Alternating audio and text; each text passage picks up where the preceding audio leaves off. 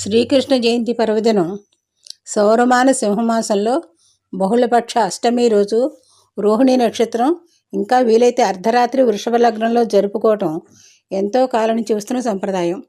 అందుకే ఆ రోజు ఆరాధన చివరిలో కృష్ణస్వామికి మంగళహారతి ఇచ్చే సమయంలో సింహమాసే సితే పక్షే రోహిణ్యాం అష్టమి తిథౌ చర్మార్థ ప్రదాతారం కృష్ణం వందే జగద్గురుం తతోఖిల జగత్పద్మ బోధాయాచిత భానన దేవకి పూర్వ సంధ్యాయ ఆవిర్భూత మహాత్మన అని హారతిస్తాం. బహుళ పక్షంలో సింహమాసం ప్రవేశించినట్లయితే అందరూ ఒక్కసారే కృష్ణ జయంతి చేసుకుంటారు. అలా కాని పద్ధతిలో ఒక్కొక్కసారి భాద్రపద మాసంలో కూడా సింహమాసం ప్రవేశిస్తూ ఉంటుంది. అటువంటిప్పుడు వైష్ణవ సాంప్రదాయం ప్రకారం సింహమాసానికి రోహిణి నక్షత్రానికి ప్రాధాన్యత ఇచ్చి సింహమాసం ఉన్న నెలలో శ్రీకృష్ణ జయంతి జరుపుకుంటారు. భాద్రపద మాసం ఒకసారి ఒకరోజు తేడాలో వస్తుంటుంది, కొన్ని సందర్భాల్లో ఒక నెల తేడాతోటి వస్తూ ఉంటుంది. కృష్ణాష్టమి కృష్ణ జయంతికి తేడా.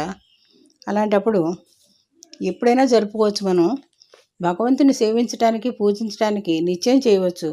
కాకపోతే జయంతి రోజుల్లో కొంచెం విశేషంగా జరుపుకుంటాం. మన పుట్టినరోజులు చూడండి, ఎంతో ఆర్భాటంగా సంతోషంగా జరుపుకుంటాం కదా. అలాగే పెరుమాళ తిరునక్షత్రాలు కూడా ఎంతో సంతోషంగా ఘనంగా జరుపుకోవడంలో తప్పేం లేదు కదా. ఇప్పుడు తెలిసింది కదా కృష్ణాష్టమికి కృష్ణ జయంతికి ఉన్న తేడా.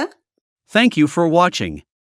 Don't forget to subscribe, like, share, and comment.